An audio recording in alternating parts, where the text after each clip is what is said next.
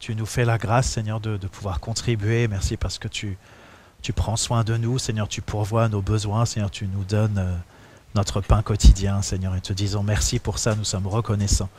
Et Seigneur, merci que cet argent puisse contribuer vraiment à bénir et à faire avancer ton royaume, Seigneur. Merci, Jésus. Et Seigneur, nous te remercions pour ce temps de message aussi, et je prie que nos cœurs soient ouverts, Seigneur, pour entendre ta parole, Seigneur, pour recevoir tout ce qui vient de toi, Seigneur, et merci pour l'action de ton esprit. Merci, Seigneur, parce que tu es au-dessus de tout. Tu es ce Dieu qui tient toutes choses entre ses mains et tu ne fais jamais défaut. Tu n'es jamais pris au dépourvu parce que tu es Dieu. Amen.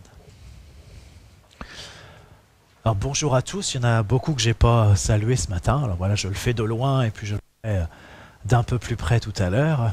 D'ailleurs, oui, quand on est là, ça fait une impression de loin parce que je pense que les chaises sont un petit peu plus éloignées que d'habitude. Donc j'ai l'impression que vous êtes loin. Donc voilà. Je salue aussi ceux qui écouteront le message sur Internet. Voilà, j'espère que c'est un message qui va aussi vous faire du bien, qui vous bénira. Alors le titre de mon message ce matin, c'est « Prendre soin de Moïse ». Prendre soin de Moïse. Alors ça peut sembler être un titre un peu curieux parce que vous allez me dire « mais il est mort Moïse, ça va pas être facile de prendre soin de lui ». Effectivement, vous avez raison, il est mort et enterré. Mais la Bible d'ailleurs nous dit que c'est Dieu lui-même qui l'a enseveli. C'est assez étonnant, mais voilà, Dieu a enseveli quelqu'un, il a enseveli Moïse. Si vous êtes curieux, vous trouvez ça dans Deutéronome 34. D'ailleurs, Moïse, il était aussi présent au moment de la transfiguration. Mais voilà, prendre soin de Moïse. Alors Moïse, on va mettre des guillemets. Et alors pourquoi j'ai choisi ce titre ? Parce que c'est une façon de dire prendre soin de vous et prendre soin de nous, parce que je me mets aussi avec vous. Est-ce que vous aimez qu'on puisse prendre soin de vous ? Ah. Bon voilà, j'espère que c'est un message qui contribuera donc à prendre soin de vous, à prendre soin de nous. Et alors voilà, je voudrais préciser, peut-être pour ceux qui n'étaient pas là mardi, que simplement Dieu nous a rappelé que dans cette église, eh bien, il préparait, il formait un Moïse. Et c'est pas un homme ou une femme, mais c'est plutôt un groupe d'hommes et de femmes qui sont appelés à jouer un rôle identique à celui que Moïse a joué, à celui que Moïse a rempli pour le peuple d'Israël. Et dans cette ville, eh bien, il y a un peuple nombreux, mais il y a aussi un pharaon qui veut retenir captif ce peuple nombreux. C'est pourquoi dans cette église, Dieu se suscite un Moïse pour être son instrument, sa voix, ses mains, ses jambes, son corps même on pourrait dire, pour aller voir Pharaon et pour lui ordonner de laisser aller ce peuple. Dieu se suscite un Moïse pour lui révéler ses stratégies, lui enseigner le chemin de la victoire, non seulement pour lui, mais pour tout le peuple. Et Dieu se suscite un Moïse pour conduire le peuple jusque dans le pays promis. Alors voilà, je ne dis pas que ce qui s'est passé du temps de Moïse lorsque le peuple est sorti d'Israël, c'est exactement ce que nous vivons aujourd'hui, mais il y a malgré tout, je crois, beaucoup de similitudes. Et ce que Moïse a vécu, eh bien, je crois que c'est riche d'enseignements pour nous, c'est riche d'instructions, d'inspiration pour nous aujourd'hui. Dans 2 Timothée 3, verset 16, il nous est dit « Toute écriture est inspirée de Dieu et utile pour enseigner, pour convaincre, pour corriger, pour instruire dans la justice. » Alors, on va ce matin regarder principalement 2 épisodes de la vie de Moïse et je pense que c'est quelque chose qui va nous instruire aussi. Alors, j'ai été très encouragé parce que ça fait plusieurs semaines que je pense à Moïse et puis à ce que Dieu fait ici, aujourd'hui. Alors ça m'a encouragé d'entendre le message d'Arnaud parce qu'il nous a lui aussi dimanche dernier apporté un message sur Moïse. Dieu l'a conduit à parler de Moïse et je voudrais vous inviter aussi peut-être à réécouter ce message et à méditer ce message en considérant que dans cette église, eh bien, Dieu se suscite un Moïse et que que nous sommes ensemble ce Moïse. Alors voilà, je vais poursuivre ce matin sur l'inspiration de dimanche dernier et puis de mardi dernier aussi pour vous parler de Moïse. Alors je voudrais développer 2 aspects principaux. Je vous les indique tout de suite et puis j'y reviens après. Le premier élément que je voudrais développer, c'est l'importance, la nécessité d'accepter cette identité de Moïse, de s'en revêtir, d'entendre et de répondre à cet appel. Parce que c'est seulement de cette manière, c'est seulement avec cette perspective j'ai envie même de dire avec cette position, avec cette responsabilité, c'est seulement de cette manière que prend sens tout ton parcours, tout ce que tu as vécu jusqu'ici, tout ton passé, jusqu'à la manière dont Dieu veut t'utiliser maintenant. J'imagine quand Moïse avait 80 ans Moïse, Arnaud nous l'a dit. Bon voilà, maintenant j'appelle tout le monde Moïse. Vous voyez, ça pourrait être facile de distinguer les uns et les autres, mais bon. Arnaud nous a dit, voilà, enfin je ne sais pas s'il nous l'a dit exactement comme ça, mais on imagine Moïse à 80 ans, il comprenait rien, il disait mais qu'est-ce que c'est que cette vie, pourquoi je suis là, qu'est-ce que je fais là? Et peut-être que ça peut être aujourd'hui, ou ça a pu être le sentiment de plusieurs parmi nous. Mais qu'est-ce que c'est que cette vie? Qu'est-ce que je fais là? Pourquoi je suis là? Et Moïse, eh bien certainement, avait parfois ce genre de pensée, était dans l'incompréhension, dans une forme de souffrance, dans une forme de frustration. Et voyez, dans l'histoire de Moïse, eh bien, on l'a déjà évoqué aussi, il y a des considérations d'agenda, et puis il y a cette dynamique de l'apprentissage qui se met en route pour apprendre à mener les combats et à remporter les batailles à la façon de Dieu, en étant pleinement conduit par lui. Alors ça, c'est le premier point que je voudrais développer. Et le deuxième point, eh bien, je voudrais aussi, on va s'appuyer sur ce que Moïse a vécu, mais il va s'agir de comprendre et d'accepter qu'il va y avoir de la résistance, mais qu'il nous appartient de mener la bataille jusqu'au bout, sans se décourager, jusqu'à l'accomplissement, jusqu'au plein accomplissement. Alors voilà, je commence par le premier point, et dans un premier temps, on va s'attarder donc sur un certain nombre d'éléments qui concernent la rencontre entre Moïse et Dieu. Vous savez, quand il y a eu cette rencontre au buisson ardent, que Moïse a fait un détour, et voilà, il y a tout un dialogue, tout un échange qui s'est engagé à ce moment-là. Et c'est vraiment le moment où Dieu appelle Moïse, d'une certaine manière il lui révèle son identité, sa raison d'être, le sens de son existence, son appel, sa destinée, le rôle qu'il a à jouer sur cette terre, et Dieu revêt aussi Moïse de son autorité.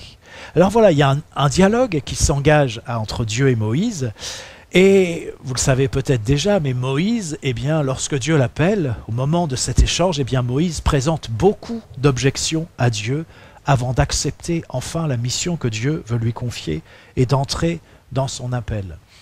Et peut-être que nous aussi, je dis peut-être, mais j'ai envie de dire certainement, nous aussi, nous avons bien des objections à faire valoir devant Dieu. Et il se pourrait bien que les objections que nous faisons valoir consciemment, peut-être inconsciemment devant Dieu, eh bien ce soient les mêmes que les objections que Moïse a formulées.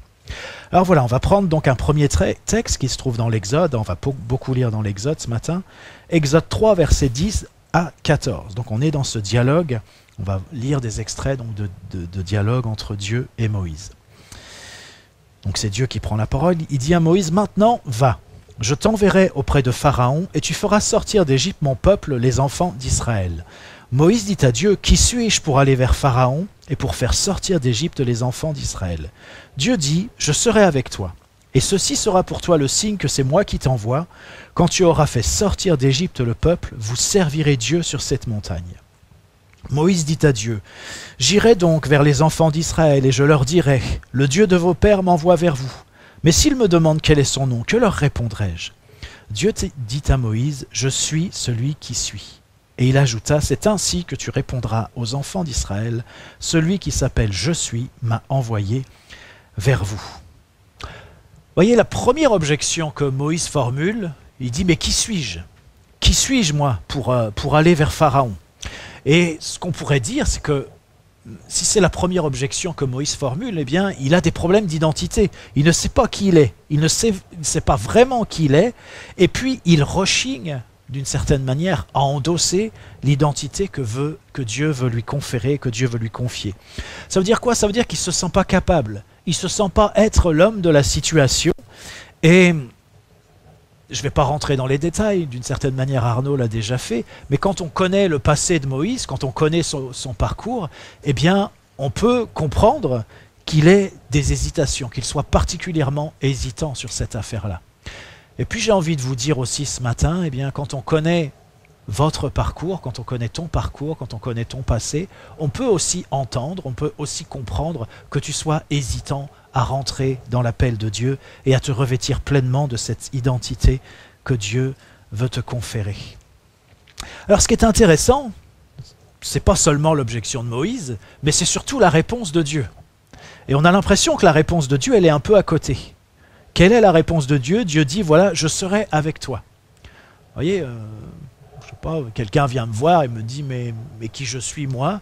Et moi je lui réponds, bah, t'inquiète pas, je suis avec toi. Ça n'a pas de sens. En tout cas, ça semble ne pas avoir de sens. Mais voyez, qu'est-ce que Dieu fait? Et qu'est-ce que Dieu veut faire dans nos vies? Qu'est-ce que Dieu cherche à opérer dans nos vies? Eh bien, il cherche à ce qu'on puisse détourner le regard de nous-mêmes pour nous tourner vers Dieu. Parce que ce qui est important, ce n'est pas qui nous sommes, ou en tout cas, il faudrait plutôt le dire comme ça, ce qui est premièrement important, ce n'est pas qui nous sommes, mais c'est qui Dieu est. Et lorsque Dieu dit à Moïse, je serai avec toi, eh bien, Dieu est en train de dire à Moïse, mais ce qui est important, c'est pas qui tu es. Ce qui est important, c'est que je serai avec toi. C'est que c'est moi qui t'appelle, c'est moi qui t'envoie. Je suis avec toi. Peu importe la manière dont toi tu perçois les choses, la manière dont tu envisages les choses. Ce qui est important, c'est qu'il faut que tu saches que je suis avec toi. Et Dieu, eh bien, cherche à ce qu'on puisse détourner le regard de nous-mêmes pour tourner notre regard vers lui. Dieu cherche à faire en sorte que Moïse arrête de regarder à lui-même pour se dire « mais je ne suis pas compétent, je ne suis pas l'homme de la situation, mais je suis qui moi? Tu connais mon parcours, mon passé, etc. » Mais Dieu sait tout ça, bien sûr qu'il le sait. Mais il dit à Moïse « je serai avec toi ». Et c'est ce qu'il nous dit aussi ce matin. « Je serai avec toi, je suis avec toi ». Ce qui compte, ce n'est pas ce que tu es, mais ce qui compte, c'est qui je suis. Et à partir de qui je suis, là, tu vas pouvoir commencer à comprendre et à saisir qui tu es. Ne fixons pas notre attention sur nous-mêmes, sur tout ce que nous avons vécu, sur notre passé, sur là où nous en sommes arrivés, mais fixons notre attention sur Dieu qui nous appelle ce matin. Je serai avec toi. Alors après, c'est encore plus paradoxal, mais Dieu ne se contente pas de cette réponse. Il dit « je serai avec toi », mais après il dit aussi « et ceci sera pour toi le signe que c'est moi qui t'envoie. Quand tu auras fait sortir d'Égypte le peuple, vous servirez Dieu sur cette montagne. » Si j'avais été à la place de Moïse, j'aurais dit ah bah, « merci Seigneur, c'est gentil. » Un signe comme ça, c'est un signe quand même assez curieux, vous ne trouvez pas? C'est un signe étonnant. J'ai envie même de vous dire que c'est un signe inopérant. Qu'est-ce que c'est que ce signe? Parce que, est-ce qu'on comprend ce que Dieu est en train de dire à Moïse? Il dit, bah, écoute Moïse, tu vois, quand tout sera fait, quand il y aura eu tout ce parcours que tu as à faire en Égypte, tous les problèmes avec Pharaon, tout sera résolu, il vous laissera partir, vous aurez passé la mer Rouge. Enfin, il n'y a pas tous ces détails-là, Moïse ne sait pas forcément qu'il va se passer tout ça, mais Dieu lui donne quand même beaucoup de détails. Et voilà, quand tout ça sera fait, quand tout sera terminé, eh bien, vous irez sur cette montagne et vous servirez Dieu. Voilà ce que Dieu est en train de dire à Moïse. C'est-à-dire que Dieu donne un signe à Moïse, mais c'est un signe qui va se réaliser dans le futur. J'ai même presque envie de vous dire, c'est un signe qui va se réaliser quand tout sera déjà passé, quand le plus important sera déjà passé. Est-ce que ça pourrait nous convenir, un signe comme ça? Voilà, Dieu te dit, bon bah écoute, tu vas faire ça, et puis bah voilà, sache que quand tu l'auras fait, il se produira ça. Est-ce que ça nous aide? Est-ce que ça nous encourage? Apparemment non. Et pourtant, c'est quand même ce que Dieu fait. Ça doit donc avoir une utilité, ça doit donc dire quelque chose. C'est certainement une indication précieuse. Et voyez, nous, on a plutôt cette idée, on est plutôt comme Gédéon, si je puis dire ça comme ça, qui a demandé aussi des signes voilà, qui se sont manifestés dans le concret avant de se mettre en route. Et puis pour être quand même clair avec vous, eh bien Dieu va aussi donner des signes sur le moment présent à Moïse. Mais voilà, ce premier signe que Dieu lui donne, eh bien c'est un signe qui va s'accomplir dans le futur. Comment s'appuyer sur quelque chose qui va s'accomplir dans le futur pour agir au présent? Est-ce que vous savez comment on fait? Il y a une réponse, hein? C'est la foi. La foi. Et j'imagine que cette indication quand même que Dieu a donnée à Moïse, elle a été précieuse. Parce que j'imagine que quand Moïse s'est retrouvé avec tout le peuple en face de la mer Rouge, il s'est dit, mais Dieu m'a dit qu'on allait aller de l'autre côté, qu'on allait aller là-bas. Et je pense que ça lui a été utile malgré tout. J'en suis même certain. Mais voilà, j'attire votre attention sur parfois la manière dont Dieu veut nous affermir ou nous consolider. C'est à première vue en nous disant quelque chose qui marche pas là pour tout de suite. mais c'est parce que Dieu veut qu'on puisse vraiment se confier en lui davantage et que notre perspective soit aussi différente, qu'on n'ait pas comme ça le regard toujours fixé sur ce qui se passe là, maintenant, tout de suite, mais qu'on ait aussi cette perspective de ce qui va se passer dans la suite. Vous servirez Dieu sur cette montagne. Voilà le signe que Dieu va donner. Ce n'est pas juste une histoire de sortir d'Égypte, c'est une histoire aussi d'aller servir Dieu. Alors voilà. Quand même, pour être clair, ça va se concrétiser, ce que Dieu dit là, dans Exode 19. Ça veut dire dans une quinzaine de chapitres plus tard. Voilà, une fois que beaucoup de choses se seront passées. Alors, si on continue, on voit que Dieu donc a répondu à Moïse, et voilà que, d'une certaine manière, certainement, Moïse commence à fixer davantage son attention sur Dieu. À tel point qu'il demande à Dieu, mais qui es-tu? Quel est ton nom? Qu'est-ce que je dois dire aux enfants d'Israël? C'est un peu comme si Moïse disait à Dieu, bon, voilà, j'entends, imaginons que j'y aille. C'est une hypothèse, hein, je n'ai pas décidé pour l'instant, mais imaginons que j'y aille. Et puis j'ai l'impression, peut-être je me trompe, mais dans la manière dont c'est écrit, peut-être il y a un petit peu d'ironie de la part de Moïse, ou peut-être pas, mais voilà, c'est l'impression que ça me donne. Mais bon, imaginons que j'y aille. Mais je vais faire quoi? Qu'est-ce que je vais leur dire? Qu'est-ce que je vais leur dire aux enfants d'Israël? Et voyez, c'est ça qui parfois est délicat. Dieu nous demande d'aller, mais on se dit, mais voilà, je vais leur dire quoi? Et puis si je leur dis ça, est-ce qu'ils vont m'écouter? Est-ce qu'ils vont me croire? Est-ce que ça va avoir du sens? Vous voyez, on est déjà dans tout un tas de réflexions, de raisonnements qui peuvent nous empêcher, qui peuvent nous bloquer. Mais ce que Dieu fait à ce moment-là, eh bien, c'est qu'il dit quel est son nom. Il se révèle à Moïse. Dieu se révèle à Moïse, il lui dit « Je suis celui qui suis ». Et voyez, quand Dieu nous appelle, quand Dieu nous entraîne à sa suite, il nous envoie pour accomplir une mission, eh bien, c'est important aussi qu'il y ait ce temps de la révélation. Dieu veut se révéler à toi en fonction de ce à quoi il t'appelle, pour que effectivement tu puisses parler en son nom. Et que ce que tu vas dire, eh bien, ça va avoir le poids de la révélation que tu as de Dieu. Ça va avoir le poids de la connaissance que tu as de Dieu, qui correspond aussi à la mission à laquelle il t'appelle. Et c'est ça que je voudrais vous dire aussi ce matin, c'est que Dieu ne nous dit pas, allez, faites ça, faites ci, vous êtes ceci, vous êtes cela, allez. Non, non, il se révèle à nous, il prend le temps de se révéler en fonction de l'appel qu'il nous adresse et en fonction de ce que nous allons avoir à dire et en fonction de ce que nous allons avoir à faire. 2 Corinthiens 5, verset 20 nous dit « Nous faisons donc les fonctions d'ambassadeurs pour Christ, comme si Dieu exhortait par nous, nous vous en supplions, au nom de Christ, soyez réconciliés avec Dieu. » Et voyez, nous avons cette position d'ambassadeur.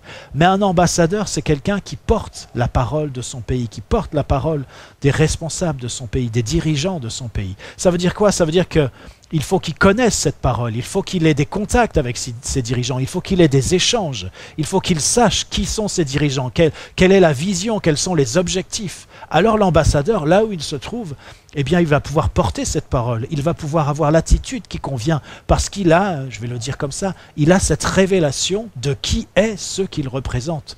Il a cette révélation de la vision qu'il y a pour le pays qu'il représente. Et voilà ce qui est important pour nous, c'est que nous aussi, nous soyons porteurs d'une parole de quelqu'un que nous connaissons, que nous représentons, et nous pouvons porter sa parole parce que nous savons qui il est, parce qu'il se révèle à nous et parce que nous le connaissons. Et je crois qu'il y a aussi ce temps de révélation pour nous qui correspond à ce à quoi Dieu nous appelle. Exode 4, versets 1 à 4. On continue avec les objections de Moïse. Moïse répondit et dit « Voici, ils ne me croiront point. Ils n'écouteront point ma voix, mais ils diront « L'Éternel ne t'est point apparu. » L'Éternel lui dit « Qu'y a-t-il dans ta main ?» Il répondit « Une verge. » L'Éternel dit « Jette-la par terre. » Il la jeta par terre et elle devint un serpent. Moïse fuyait devant lui. L'Éternel dit à Moïse « Étends ta main et saisis-le par la queue. » Il étendit la main et le saisit, et le serpent redevint une verge dans sa main.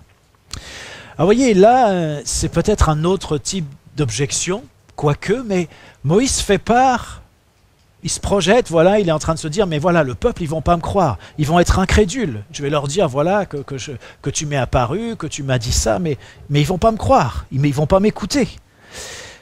Et j'imagine que ce que dit Moïse là à propos du peuple, c'est aussi sa propre incrédulité qu'il manifeste. Il est en train de dire, mais voilà, moi je ne peux pas m'embarquer là-dedans. Il est en train de dire quelles sont ses peurs. Voilà, il exprime, il met en avant sa propre incrédulité. Et c'est vrai que ce qui est en train de se passer là, c'est clair que Moïse, eh bien, s'il accepte ce que Dieu lui demande, s'il entre dans ce que Dieu lui demande, c'est clair qu'il est en train de sortir de sa zone de confort. Et c'est clair que les 40 années précédentes, eh bien, elles ne vont pas du tout ressembler aux 40 années suivantes. Les 40 années précédentes, sans doute, elles ont été un peu tranquilles. Moïse était certainement souvent seul.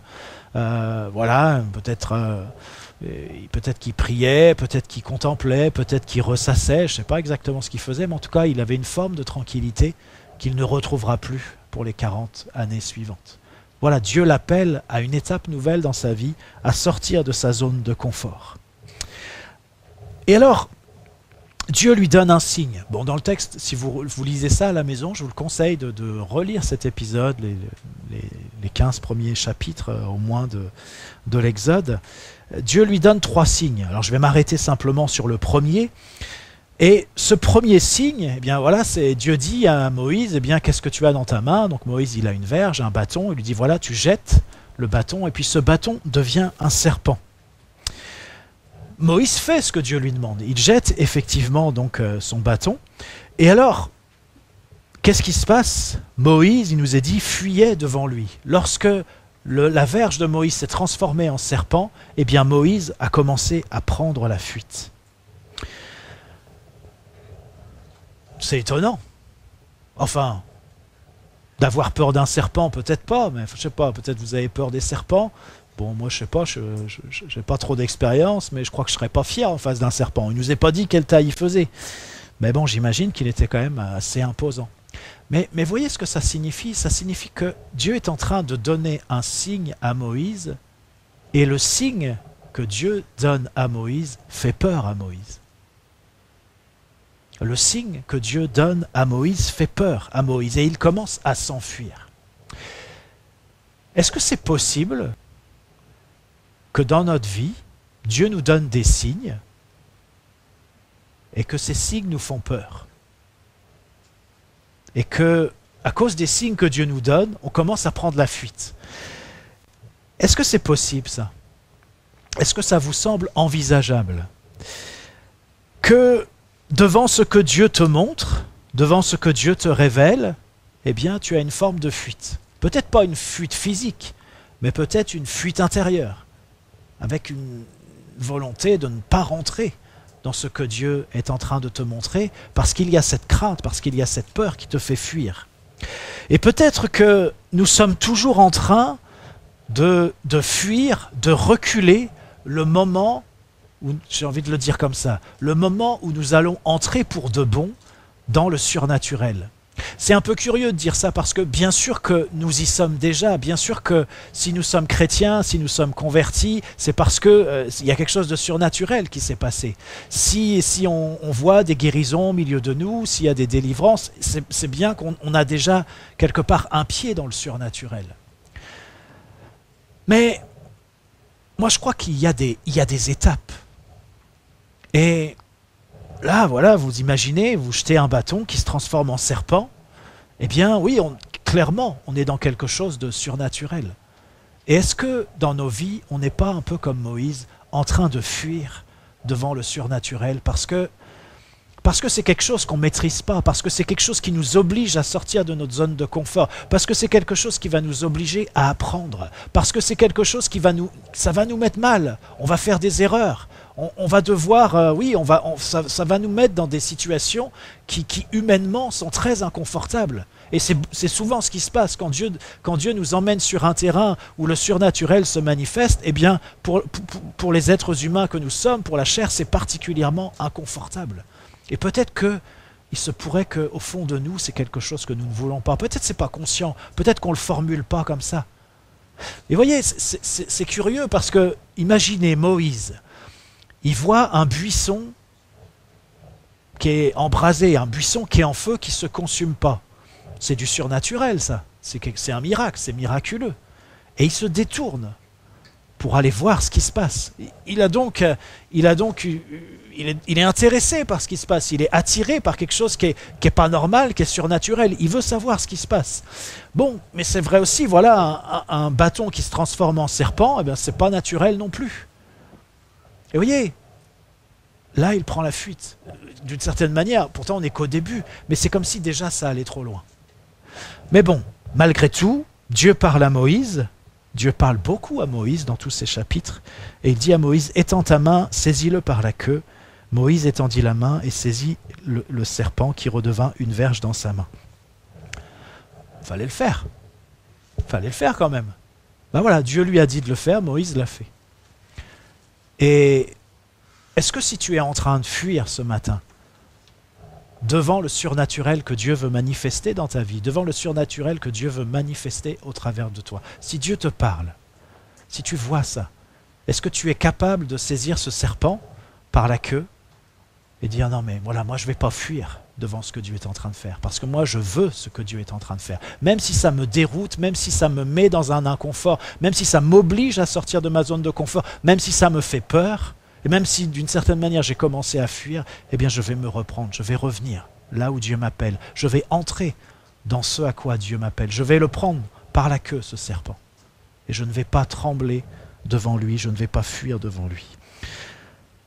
Je vous laisse ces réflexions, mais je crois que c'est important que nous puissions repasser ces choses devant Dieu, parce que nous avons des aspirations que Dieu a mis en nous, nous nous attendons à vivre certaines choses, et nous avons raison, parce que c'est ce que Dieu veut faire, c'est ce à quoi Dieu nous appelle.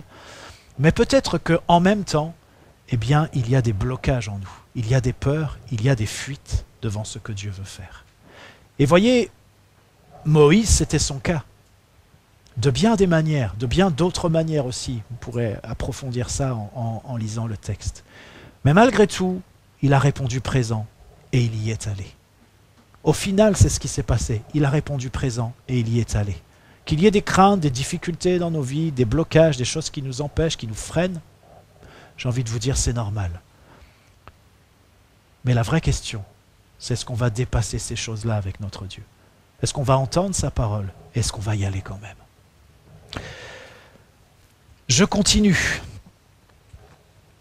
Parce que, comme Moïse, eh bien, il va nous falloir apprendre le surnaturel, le miraculeux, la manière dont Dieu s'y prend, et nous entrons dans un domaine avec lequel nous ne sommes pas très familiers. Nous n'y sommes pas complètement étrangers, mais nous ne sommes pas très familiers avec tout ça. Exode 4, versets 13 à 15, là on a l'impression qu'on arrive à un tournant pas forcément positif, mais Dieu sait comment faire. Voilà ce que dit Moïse. Moïse dit « Ah Seigneur, envoie qui tu voudras envoyer ». Alors, après tout ça, vous vous rendez compte, Moïse est en train de dire à Dieu, bon, écoute, envoie quelqu'un d'autre, moi c'est bon, je peux pas faire l'affaire. Pourtant, il a quand même saisi le serpent déjà, hein, mais bon, non. Envoie qui tu voudras envoyer. Alors la colère de l'Éternel s'enflamma contre Moïse et il dit, n'y a-t-il pas ton frère Aaron le Lévite? Je sais qu'il parlera facilement. Le voici lui-même qui vient au-devant de toi, et quand il te verra, il se réjouira dans son cœur. Tu lui parleras, et tu mettras les paroles dans sa bouche, et moi je serai avec ta bouche et avec sa bouche, et je vous enseignerai ce que vous aurez à faire. Vous voyez, on arrive à une étape où finalement Moïse, eh bien, il semble même refuser l'appel que Dieu lui adresse, et puis dit à Dieu, mais envoie quelqu'un d'autre, moi ça ne va pas le faire, envoie quelqu'un d'autre. Est-ce que ce n'est pas aussi ce que nous faisons? Encore une fois, consciemment ou inconsciemment. Dieu nous appelle et on se dit « Oh, mais c'est quelqu'un d'autre qui va le faire. Là, je ne peux pas faire ça, je ne peux pas aller au front comme ça, je ne peux pas me mettre en avant comme ça. Dieu va utiliser quelqu'un d'autre. » Et vous voyez, c'est un élément vraiment important parce que ce qui va caractériser Moïse, pas ici, à ce moment-là, il est en train de dire « Envoie quelqu'un d'autre. » Mais ce qui va caractériser Moïse, c'est qu'il va y aller, Moïse. Il va y aller. Et il va y aller pas pendant 1 mois, 2 mois, 3 mois, 6 mois, il en prend pour 40 ans là. Il va y aller. Et il va être fidèle. Il va apprendre, il va progresser. C'est juste extraordinaire ce qui se passe dans la vie de Moïse et la manière dont il a fait face à tout ce qu'il a pu il a pu vivre comme ça avec le peuple d'Israël et la manière dont Dieu l'a conduit, la manière dont il a été attentif et dont il a appris tout ce que Dieu lui a enseigné. Vous voyez, c'est ça qui caractérise Moïse, c'est qu'il y est allé. Et si je fais ce parallèle entre nous et Moïse, eh bien, vous voyez, il y a quand même une différence, c'est que Moïse, il était tout seul. Enfin, pas exactement, il était avec Aaron, on va en parler après. Mais d'une certaine manière, il était tout seul, Moïse, comme conducteur du peuple. Mais là, on est en train de parler d'un collectif que Dieu est en train de former. Un collectif qui a cette identité de Moïse, pour parler de nous, pour parler de notre Église. Et voyez, c'est ça la difficulté, c'est que dans ce collectif, eh bien, chacun a une part à jouer. Il y a des aspects que les uns et les autres vont porter, d'autres aspects que d'autres vont porter, etc. Mais le risque, c'est qu'on se dise, mais non, quelqu'un d'autre va le faire. Quelqu'un d'autre va y aller là. Quelqu'un d'autre va s'engager sur cette voie-là, cette voie du surnaturel, cette voie du miraculeux. Non, non, là je peux pas. Quelqu'un d'autre va le faire. Et voyez, le risque est d'autant plus grand pour nous que nous sommes ensemble. Et bien souvent, je suis persuadé que Dieu nous appelle à faire telle ou telle chose et on ne le fait pas parce qu'on se dit quelqu'un d'autre va le faire. Quelqu'un d'autre va parler. Quelqu'un d'autre va le dire. Quelqu'un d'autre va se mouiller. Quelqu'un d'autre va faire la percée. Mais pas moi. Pas moi. Et voyez, aujourd'hui on en est là. Mais ce que Dieu veut faire, c'est que nous soyons comme un seul homme, pour le dire comme ça, que nous soyons comme Moïse et que nous répondions ensemble à ce que Dieu nous demande. Chacun avec ses spécificités, chacun avec ses talents, chacun avec la manière dont Dieu voudra l'utiliser. Et c'est important qu'on soit ensemble. Et être ensemble, ça veut dire que chacun va accepter d'assumer sa responsabilité. Ça veut dire que chacun, chacune va accepter d'endosser l'identité et d'aller de l'avant avec cet appel et avec cette identité que Dieu nous donne. Et ça, eh bien, c'est quelque chose qui nous engage. Ça nous engage ensemble, certes, mais ça nous engage personnellement. Personnellement, parce qu'il s'agit de nous et il s'agit de la manière dont nous allons répondre à notre Dieu. Alors voilà, Dieu se met en colère. Voilà, ça peut arriver ça, hein, que Dieu se mette en colère. À force de nous avoir dit et répété un certain nombre de choses, eh bien Dieu peut se mettre en colère. Là, il se met en colère, après Moïse. Et puis bon, voilà, Dieu entend quand même les objections de Moïse qui dit, bon ben voilà, moi je sais pas trop parler. Hein. Bon, et puis Dieu va donner un collègue, un coéquipier à Moïse, donc dans la personne d'Aaron. Mais je voudrais quand même insister sur le fait que nous sommes ensemble et que chacun, cependant, a un rôle particulier à jouer, un rôle spécifique, qui a du sens dans l'ensemble. Mais chacun, nous sommes responsables, chacun, nous avons une position, en tout cas chacun qui entend l'appel, nous avons un positionnement pour aller voir Pharaon, pour libérer le peuple et pour conduire le peuple. 1 Corinthiens 12, versets 14 à 20, je vous lis ça. « Ainsi le corps n'est pas un seul membre, mais il est formé de plusieurs membres. Si le pied disait « Parce que je ne suis pas une main, je ne suis pas du corps », ne serait-il pas du corps pour cela ? Hein, c'est la même chose que dire « Bon, bah, non, mais moi je laisse, quelqu'un d'autre va le faire. » Et si l'oreille disait « Parce que je ne suis pas un œil, je ne suis pas du corps », ne serait-elle pas du corps pour cela ? Si tout le corps était œil, où serait l'ouïe ? S'il était tout ouïe, où serait l'odorat ? Maintenant Dieu a placé chacun des membres dans le corps comme il a voulu. Si tous étaient un seul membre, où serait le corps ? Maintenant donc, il y a plusieurs membres et un seul corps. Je voudrais m'arrêter sur quelque chose qui m'interpelle. C'est le fait que Dieu a donné à Moïse Aaron. Je ne sais pas si vous imaginez un peu ce que ça signifie. Peut-être on va essayer de visualiser. Je vais faire participer les enfants. Quel enfant a envie de jouer le rôle de Dieu ? Déborah, voilà. Allez, viens Déborah. Bon, t'inquiète pas, c'est qu'un rôle. Hein. Mais je vois que t'es pas inquiète. Ah voilà, vous imaginez, voilà. Là, c'est Dieu. Et Dieu, eh bien, il parle, il communique avec Moïse, il a choisi Moïse, etc. Il a un certain nombre de choses à lui transmettre. Qui voudrait faire Moïse ? Bon, allez, Nathan, Moïse. Voilà, donc ah, c'est fâcheux. Alors, donc, Dieu parle à Moïse. Vous voyez, c'est ce qui est en train de se faire d'ailleurs dans le passage qu'on est en train de lire. Mais ce que Dieu va faire, eh bien, voilà, Déborah, elle va transmettre un certain nombre d'informations, de communications. Elle va parler à Moïse. Voilà, Dieu va parler à Moïse. Bon, il faut que Moïse soit attentif. Hein, vous voyez, il faut être attentif à ce que Dieu dit. Mais alors maintenant, il y a un troisième larron qui s'appelle Aaron. Aaron, il est là-bas.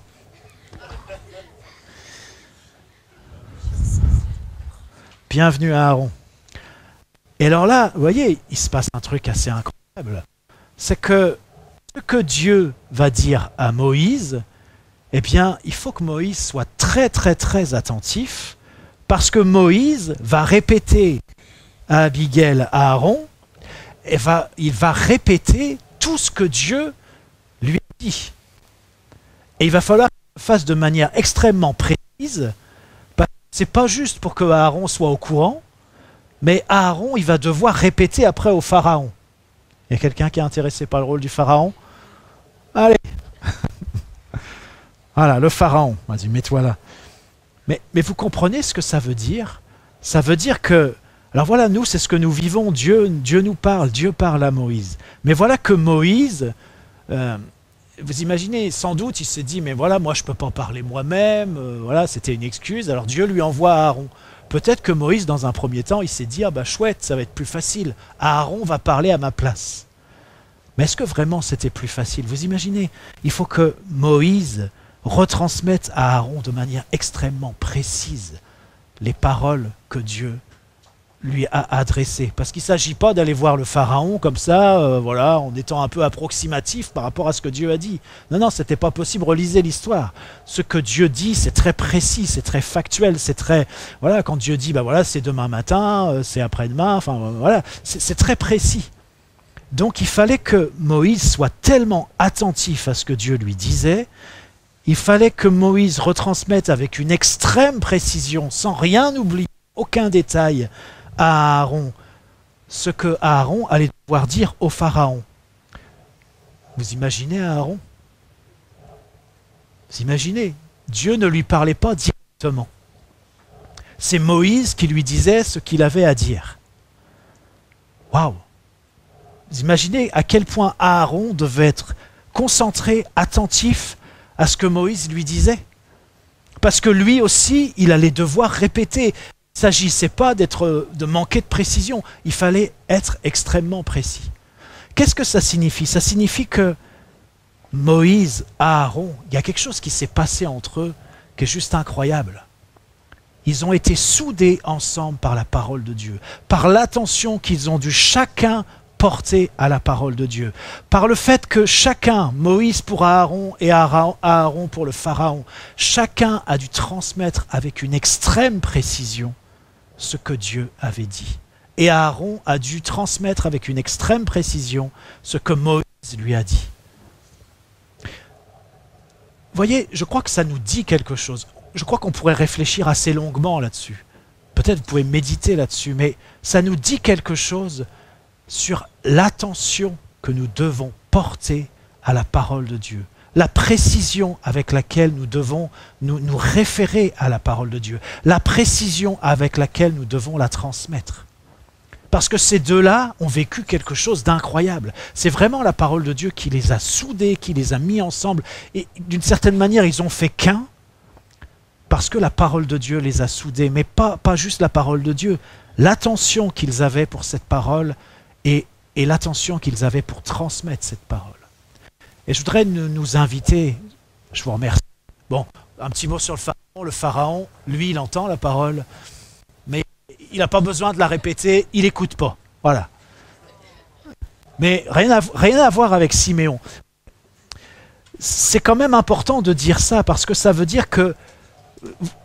Est-ce qu'on comprend ce que ça veut dire? Ça veut dire que Dieu parle à Moïse. Moïse est extrêmement attentif.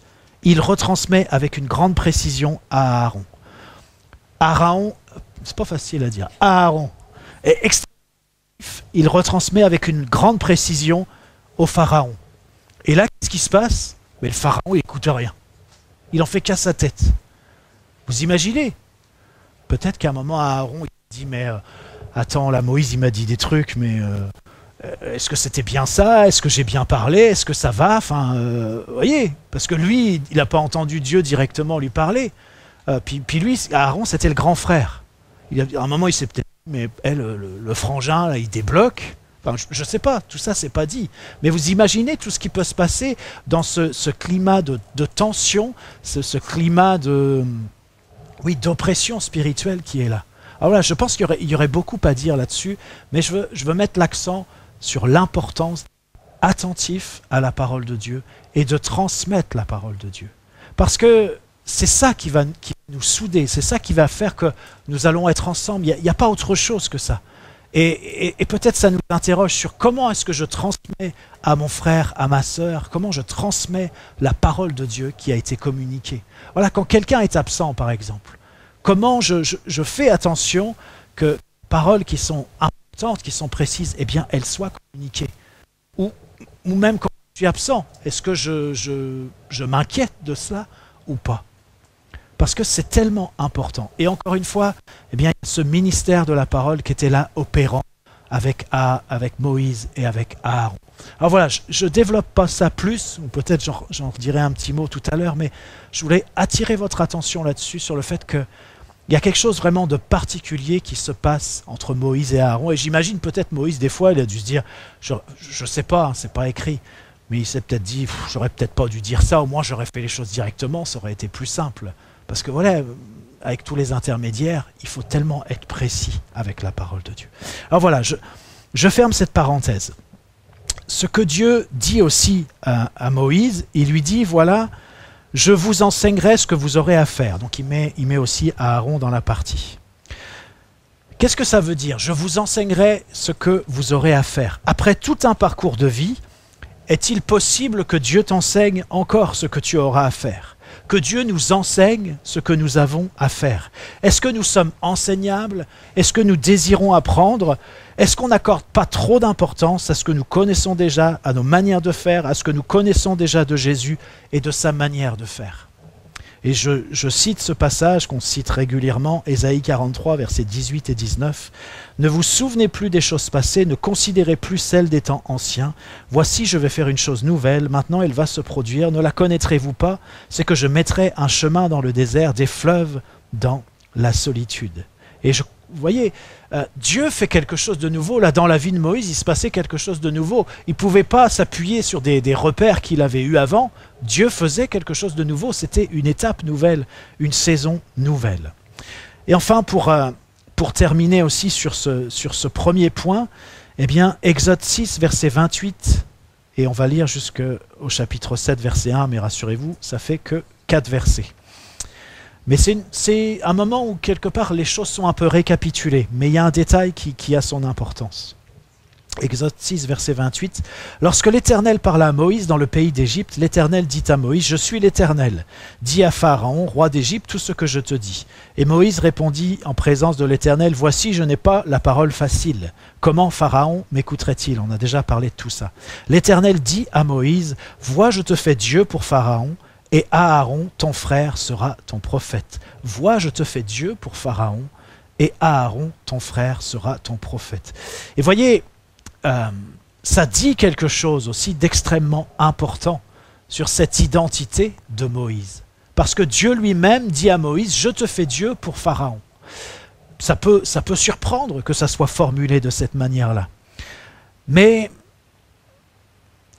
c'est pas sans nous rappeler un certain nombre de passages qui concernent l'Église qui sont dans le Nouveau Testament. Je vous en lis quelques-uns.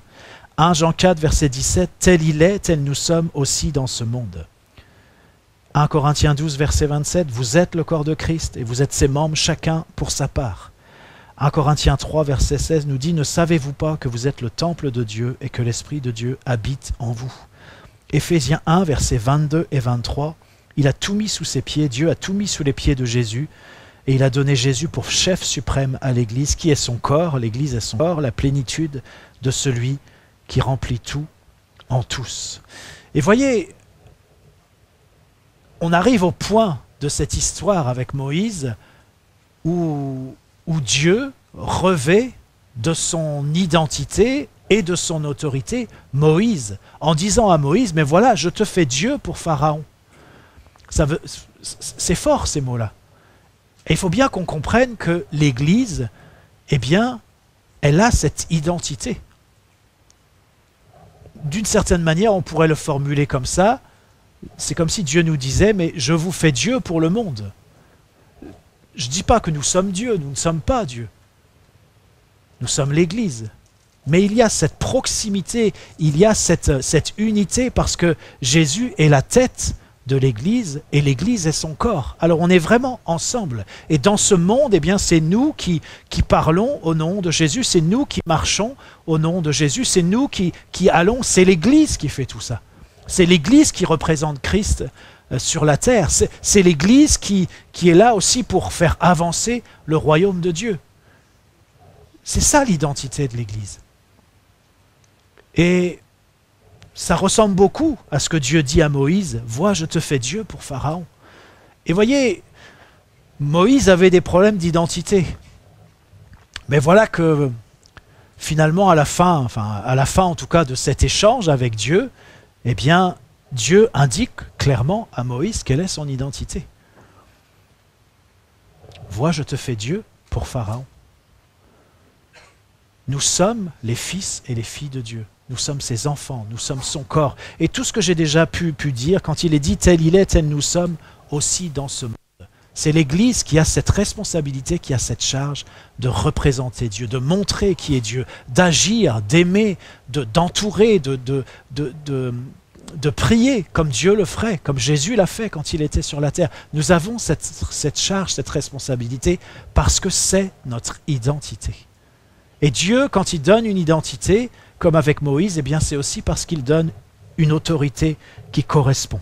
Et puis c'est intéressant aussi de voir qu'il est dit que Aaron, ton frère, sera ton prophète. Eh bien, je trouve que ça montre aussi que Dieu a besoin que nous puissions parler pour lui, que Dieu a besoin que nous puissions aller pour lui. Voilà, il y a un travail d'équipe aussi qui se fait.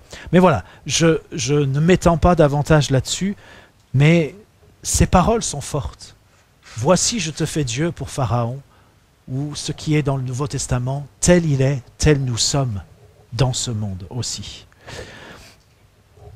Donc le premier temps, il était question de la manière dont nous acceptons, dont nous entendons l'appel que Dieu nous adresse, et puis la manière dont nous acceptons aussi d'y entrer. Le deuxième temps, eh bien, c'est après cette étape. Voilà que maintenant Moïse, eh bien, il est à pied d'œuvre, il a accepté la mission, il est allé voir Pharaon, mais ça ne se passe pas exactement comme il avait pensé. Pourtant, Dieu l'avait quand même prévenu, mais Moïse n'imaginait pas que ça allait être, je vais le dire comme ça, que ça allait être la catastrophe à ce point-là. Exode 5, verset 22, on lit « Moïse retourna vers l'Éternel et dit » voilà, et Moïse est allé voir donc le Pharaon, lui a dit, bon ben voilà, maintenant il faut laisser partir le peuple. Alors je caricature un petit peu, il y a beaucoup plus de détails, beaucoup plus d'informations.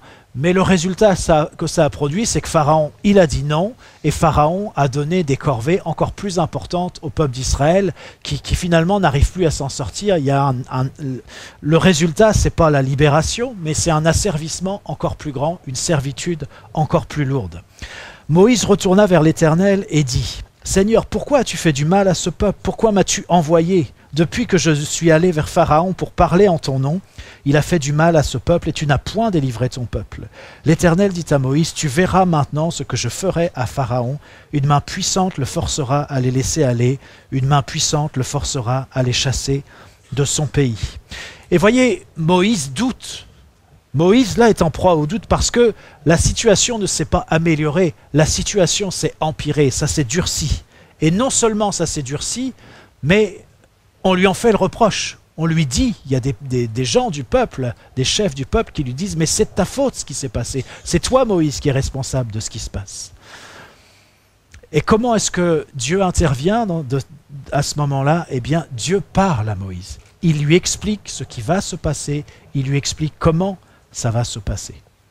Et puis un deuxième moment aussi, un moment de doute, d'incompréhension, On le voit dans Exode 6, versets 9 à 13.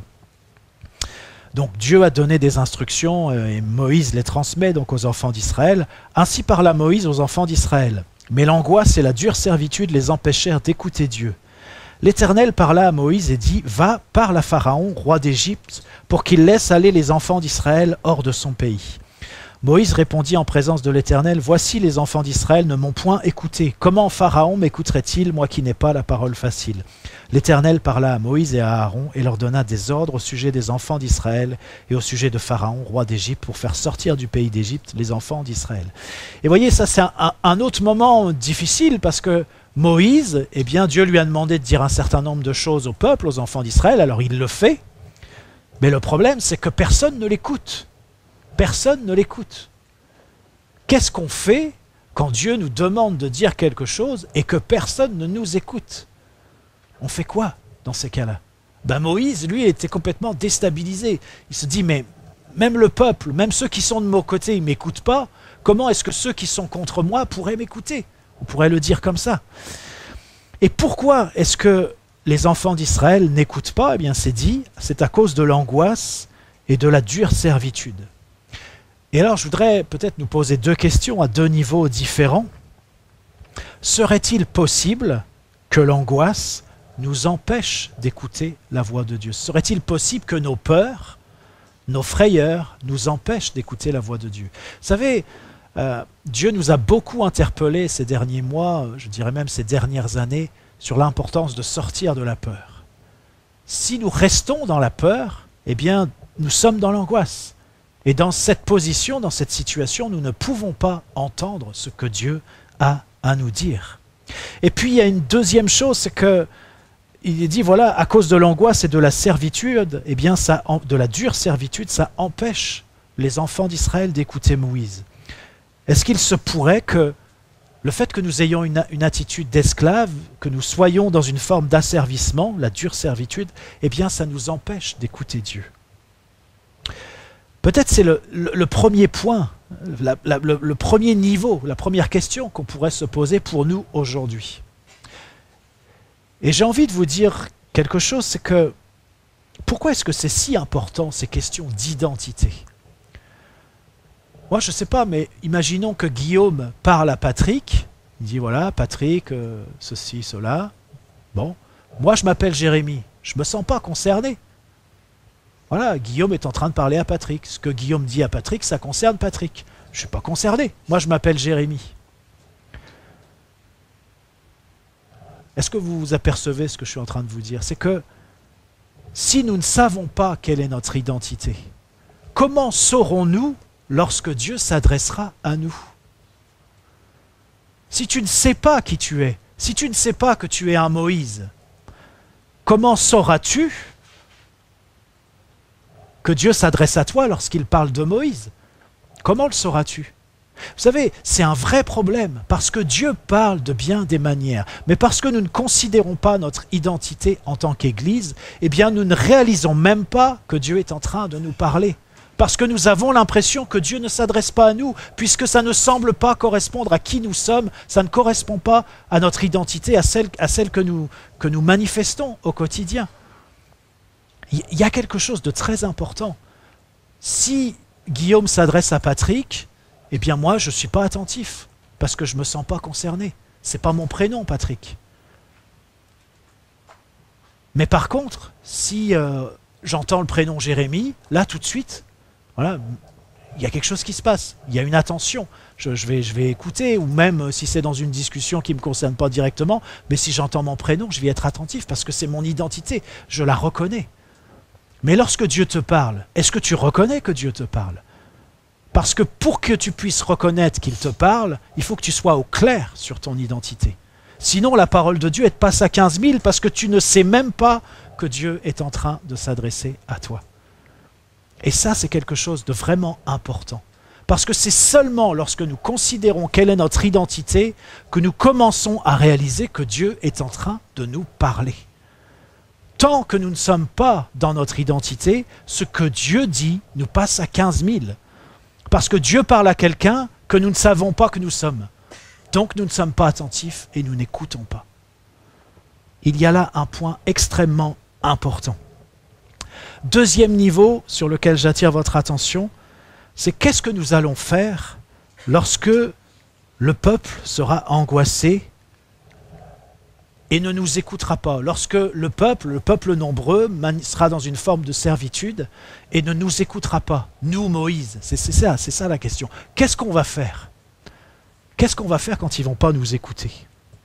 Eh bien, ce qu'on lit dans ce texte, c'est que le fait que le peuple n'écoute pas ne doit pas empêcher Moïse d'avancer, ne doit pas nous empêcher d'avancer. Le fait que le peuple ne réagisse pas ne doit pas t'empêcher, toi, d'avancer.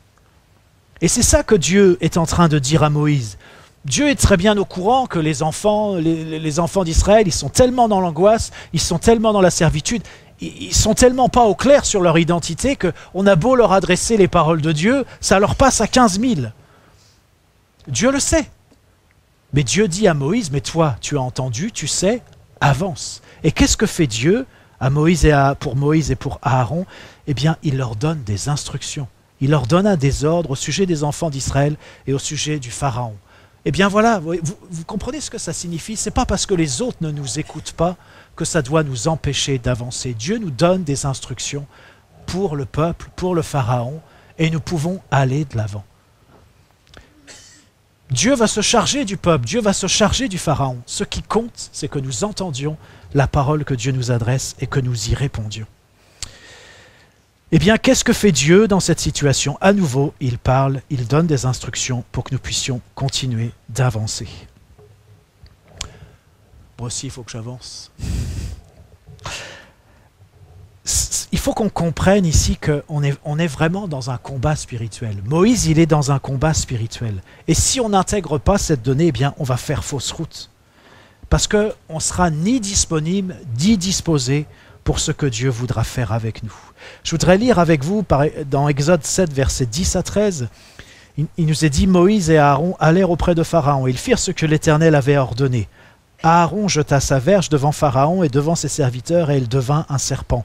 Mais Pharaon appela ses sages et des enchanteurs, et les magiciens d'Égypte, eux aussi, en firent autant par leurs enchantements.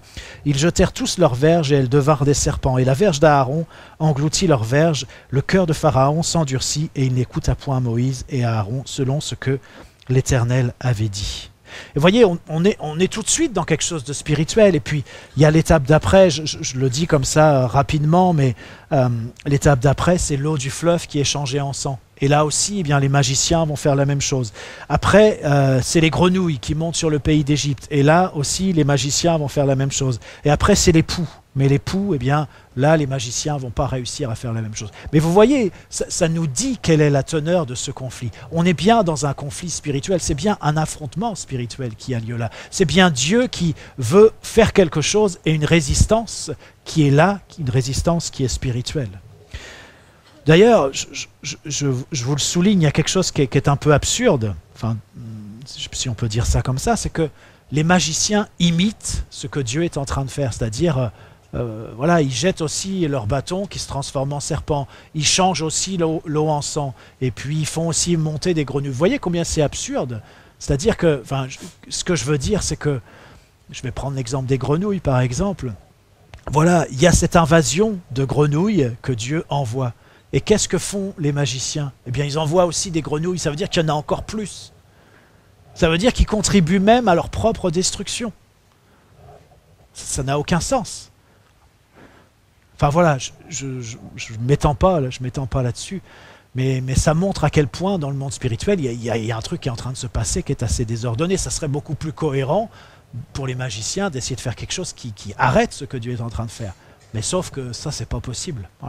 Voilà, donc ils peuvent imiter jusqu'à un certain point. Et puis un autre détail sur lequel je voulais aussi attirer votre attention, c'est que dans le passage que je viens de vous lire, eh bien, il est dit que c'est Aaron qui jeta sa verge. Il est question de la verge d'Aaron.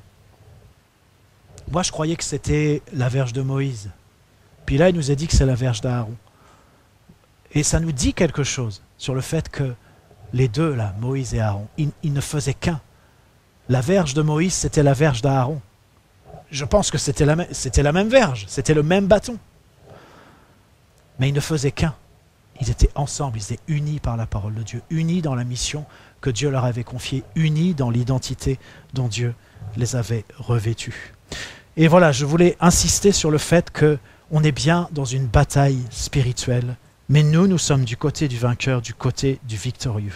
2 Corinthiens 10, versets 4 et 5 nous dit « Car les âmes avec lesquelles nous combattons ne sont pas charnelles, mais elles sont puissantes par la vertu de Dieu pour renverser des forteresses. Nous renversons les raisonnements et toute hauteur qui s'élève contre la connaissance de Dieu, et nous amenons toute pensée captive à l'obéissance de Christ. » Et je voudrais terminer en développant encore un point, en attirant votre attention sur un point, c'est que lorsqu'on lit les 10 premiers chapitres de l'Exode, on se rend compte que Dieu parle beaucoup à Moïse. Quand j'ai relu ce passage, je me suis dit « Waouh, c'est incroyable le nombre de fois où Dieu parle à Moïse. » Il lui répète plusieurs fois la même chose, il lui explique comment ça va se passer, il lui donne des instructions. Il prend soin encore et encore de parler à Moïse. Et d'une certaine manière, on pourrait dire que Dieu se répète beaucoup, Dieu donne des explications. Et d'une certaine manière, je crois qu'on pourrait dire que c'est ce qui se passe ici aussi. Dieu parle beaucoup, il se répète beaucoup et il donne beaucoup d'explications. Mais ce qu'on peut observer, eh bien, c'est que Moïse, il apprend.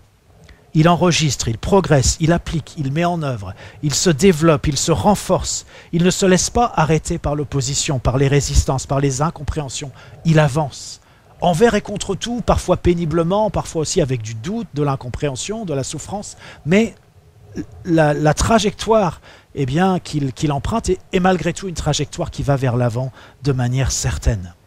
Le psaume 103, verset 7 nous dit « Dieu a manifesté ses voies à Moïse, ses œuvres aux enfants d'Israël. » Et voyez, il y a cette différence entre le fait que Moïse a appris les voies de Dieu, mais le peuple, lui, n'a fait que voir les œuvres de Dieu, les miracles, les hauts faits. Et, eh bien, je vous ai dit, Moïse, il a avancé. Mais le peuple, lui, pourtant, il a, bien sûr, au départ, ils ne sont pas là, c'est Moïse qui est là. Mais voilà, le peuple a assisté aussi à tous les miracles qui ont eu lieu en Égypte. Toutes les plaies, toutes les façons dont eux, ils ont été préservés. Il y a eu tous les miracles, voilà, la mer qui s'est ouverte. Il y a eu tellement de choses que Dieu a fait pour le peuple d'Israël. Mais d'une certaine manière, eh bien, ce peuple, il est resté en l'état. Il est resté au même point. Il n'a pas avancé. Il est resté dans la même attitude, toujours avec la même immaturité, toujours avec la même incrédulité. Et il ne s'est pas laissé enseigner, transformer par la parole et par les miracles. Et je voudrais insister sur ce point, il ne s'est pas laissé enseigner par les miracles. Bien qu'il ait vécu tout ce miraculeux, le peuple ne s'est pas laissé enseigner par les miracles. Lui, Moïse, s'est laissé enseigner, mais pas le peuple. Et Moïse a appris à se mouvoir avec de plus en plus d'aisance dans le surnaturel, et il a grandi dans la foi. Mais ça n'a pas été le cas du peuple, qui est resté dans l'incrédulité. Et j'aimerais vous dire que, oui, nous sommes enseignés par la parole, c'est certain. Mais j'aimerais aussi vous dire que chaque fois que tu vis un miracle dans ta vie, eh bien, il y a, bien sûr, tu es au bénéfice du miracle, mais il y a aussi un enseignement que Dieu t'adresse au travers de ce que tu vis. Il y a un apprentissage qui est là. Et il faut que nous soyons attentifs à ces choses, parce que ce sont des éléments qui nous sont donnés pour nous transformer, pour nous aider à entrer toujours de plus en plus dans le surnaturel, pour nous aider à manifester toujours plus notre foi. Si nous ne sommes pas attentifs, si nous recevons simplement le miracle, nous bénéficions du miracle, mais que nous ne sommes pas attentifs à l'enseignement qui accompagne le miracle, si nous ne nous arrêtons pas pour dire à Dieu, mais qu'est-ce que tu m'enseignes au travers de ce miracle? Eh bien, nous allons nous aussi rester en l'état. On peut bénéficier de plein de miracles et rester en l'état et passer à côté de ce que Dieu veut et qu'il n'en soit pas ainsi dans notre vie.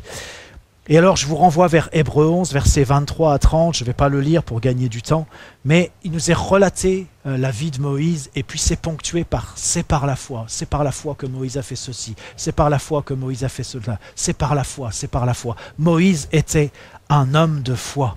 Et il nous est dit que Moïse avait les yeux fixés sur la rémunération. Est-ce que tes yeux sont fixés sur la rémunération ? Vous savez, c'est un sujet important, mais je ne vais pas le développer, mais c'est un sujet important. Est-ce que nos yeux sont fixés sur la rémunération? Moi, je crois que beaucoup de chrétiens négligent la rémunération, et puis d'une certaine manière, ils se disent « Oh mais non, mais moi, je suis trop spirituel pour ça, la rémunération, c'est pas ce qui me préoccupe le plus. Eh bien Moïse, en tout cas, ça le préoccupait suffisamment pour que ses yeux soient fixés sur la rémunération. Et je crois que nous aussi, nous avons besoin que nos yeux soient fixés sur la rémunération. C'est ça qui va changer notre manière d'agir. C'est ça qui va changer notre perspective. C'est ça qui va nous aider à entrer dans ce que Dieu désire pour nous. Et il nous est dit aussi que Moïse avançait comme voyant celui qui est invisible.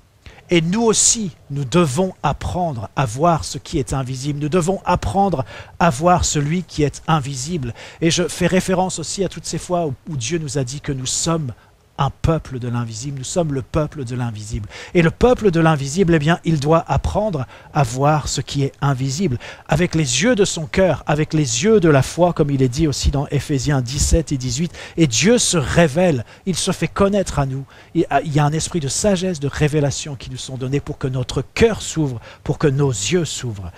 Et je voudrais terminer simplement en disant que oui, Dieu veut nous conduire. Et parce qu'il veut nous conduire, alors il marche devant nous, comme il l'a fait pour le peuple d'Israël. En Exode 13, versets 21 et 22, il est dit « L'Éternel allait devant eux, le jour dans une colonne de nuée pour les guider dans leur chemin, et la nuit dans une colonne de feu pour les éclairer, afin qu'ils marchassent jour et nuit. La colonne de nuée ne se retirait point de devant le peuple pendant le jour, ni la colonne de feu pendant la nuit. » Amen. Seigneur, je veux simplement dire merci pour ta parole, Seigneur, et je veux simplement te prier pour que ce qui a été communiqué, qui vient de toi, Seigneur, soit vraiment reçu dans les cœurs, que ça puisse s'implanter, Seigneur, dans nos cœurs. Et je prie que tu donnes à chacun d'entre nous, Seigneur, cette sagesse de méditer et de recevoir d'une manière personnelle ce que tu as à lui dire, Seigneur. C'est-à-dire que ce ne soit pas juste un message que nous entendons comme ça à la volée, que nous entendons ensemble, mais que ce soit un message qui résonne personnellement dans nos cœurs à chacun.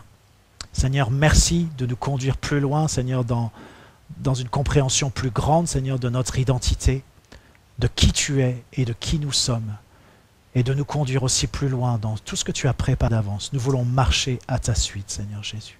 Et peut-être, je vais terminer par ça, par cet appel, si ça te parle ce matin, cette identification avec Moïse, avec le fait que ici Dieu suscite un Moïse, eh bien si ça te parle, je t'invite simplement à te lever à ta place, et c'est une manière de dire à Dieu, oui, j'ai entendu que tu m'appelles, j'ai entendu cette identité, et je veux me mettre en marche, je veux aller de l'avant avec toi. Ouais, Seigneur Jésus. Si ça ne te parle pas, c'est pas grave, il n'y a pas de problème. Tu peux rester assis sur ta chaise, il n'y a aucun souci. Mais si ça te parle, eh bien, prends cette parole à cœur et mets-toi debout et dis simplement à Dieu, voilà, je suis là, j'ai entendu, je veux répondre. Allez, Seigneur. Jésus. Merci, Seigneur. Merci, Jésus. Allez, Seigneur, merci. Tu es celui qui nous parle, qui nous équipe. Et merci parce que tu vas nous conduire plus loin, Seigneur. Amen.